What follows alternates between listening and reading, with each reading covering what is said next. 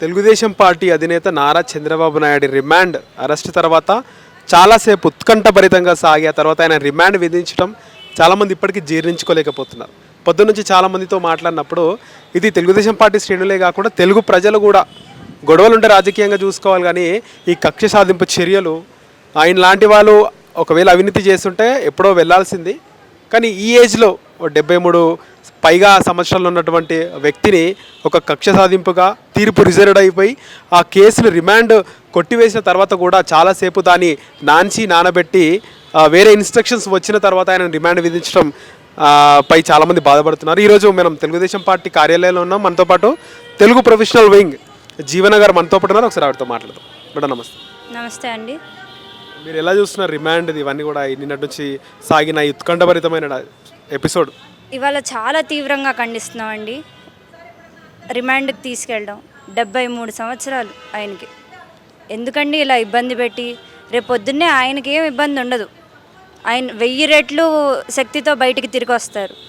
ఇబ్బంది పడేది మీరే, అది మీకు అర్థం కావట్లేదు. ఆయన్ని ఇబ్బంది పెట్టి ఆనందిద్దాం అనుకుంటున్నాడు అక్కడ సైకో.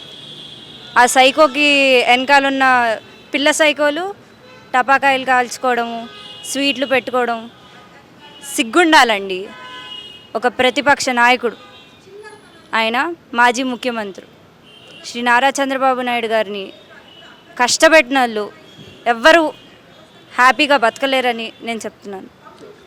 మీరేమనుకుంటున్నారు? అసలు స్కిల్ డెవలప్మెంట్లో స్కామ్ జరిగింది, 371 కోట్ల స్కామ్ జరిగింది అంటున్నారు. నేరుగా అప్పుడున్నటువంటి ముఖ్యమంత్రిని అరెస్ట్ చేయడం, రిమాండ్కి పంపించారు.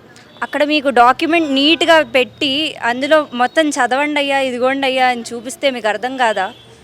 జనాలకు అర్థమైంది. ఎవరిని పిచ్చోళ్ళని చేద్దాం అనుకుంటున్నాడు చెప్పండి. అది అక్రమ అరెస్ట్ అని సూది ఇట్లా నీట్గా కనిపిస్తుంది. అసలు ఎఫ్ఐఆర్ కాపీలో పేరేదని అడిగితే పొద్దున్నే చేరుస్తారా? రాత్రి తీసుకెళ్ళింది అరెస్ట్ కింద రాత్రిని చెప్తారా? ఆ టైము ఆయనంతసేపు ఇబ్బంది పెట్టి సిగ్గుండాలండి. మంచినీళ్ళు, కనీసం మంచినీళ్ళు కూడా ఇవ్వకుండా ఆయన్ని లోపల కూర్చోబెడతారా? చెప్పండి. వీటన్నిటికీ సమాధానం ఉందా మీ దగ్గర? ఎన్ని అక్రమ అరెస్టులు, ఎన్ని అక్రమ కేసులు పెట్టినా ఆయన పోరాటం ఆగదు. ఆయన కోసం మా ఈ పోరాటం ఆగదు.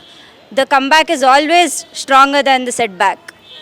చాలామంది అంటే ఆంధ్రప్రదేశ్ రాష్ట్రాన్ని అభివృద్ధిలో చేసిన ఆయనతో ఎంతోమంది సాయం తీసుకున్నారు. ఓన్లీ రాజకీయ నాయకులు కాకుండా ఇటు సినీ దిగ్గజాలు చాలామంది ఉన్నారు. ఎవరు కూడా అసలు రెస్పాండ్ అవ్వలేదు.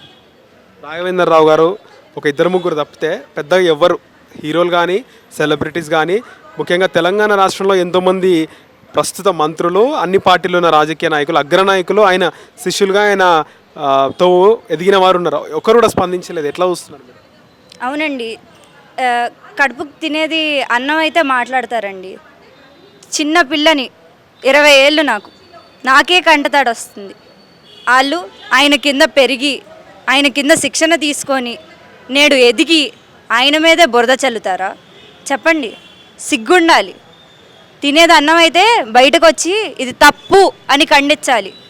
అంతేగాని లోపల కూర్చొని వెక్కిలి నవ్వులు ఇవన్నీ ఎంతో కాలం వరకు ఉండదండి. Thank you.